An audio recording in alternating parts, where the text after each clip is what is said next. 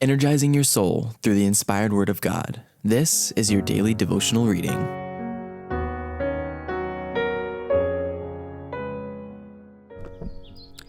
Our Daily Bread, Testimonies for the Church, Volume 1, February 20th, Slackness in Sabbathkeeping.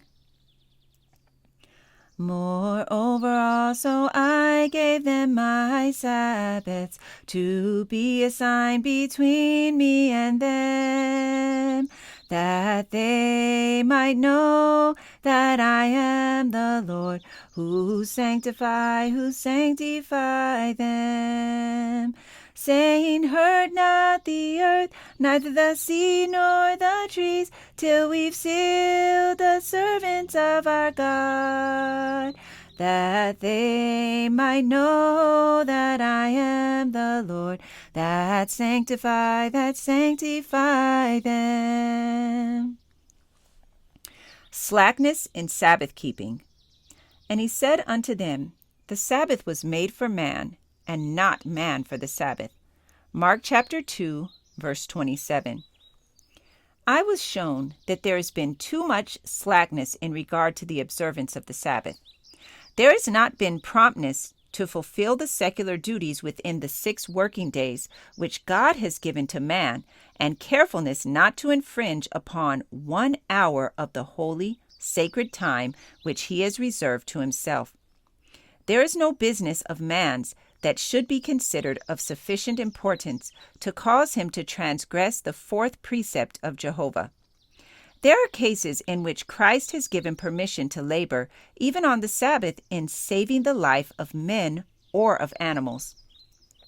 But if we violate the letter of the 4th commandment for our own advantage from a pecuniary point of view, we become Sabbathbreakers and are guilty of transgressing all the commandments.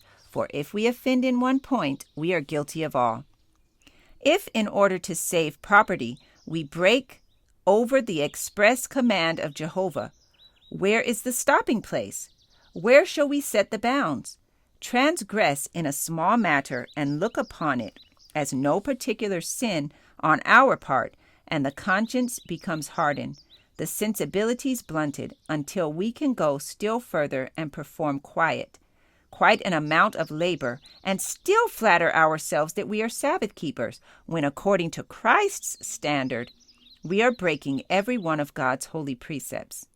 There is a fault with Sabbath keepers in this respect, but God is very particular, and all who think that they are saving a little time or advantaging themselves by infringing a little on the Lord's time will meet with loss sooner or later.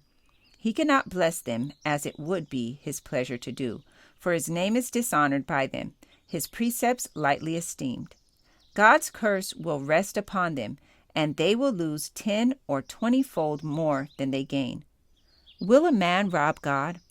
Yet ye have robbed me, even this whole nation. God has given man 6 days in which to work for himself, but he has reserved 1 day in which he is to be specially honored. He is to be glorified, his authority respected, and yet man will rob God by stealing a little of the time which the Creator has reserved for himself. God reserved the 7th day as a period of rest for man, for the good of man as well as for his own glory. He saw that the wants of man required a day of rest from toil and care, that his health and life would be endangered, without a period of relaxation from the labor and anxiety of the 6 days.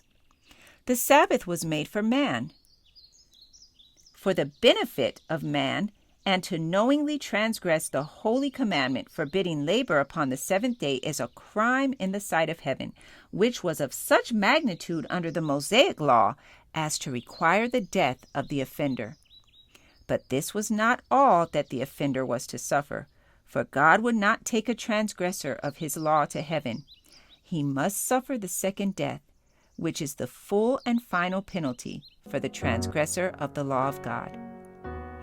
This passage was taken from Testimonies for the Church, Volume 1, pages 531 to 533. Our Daily Bread.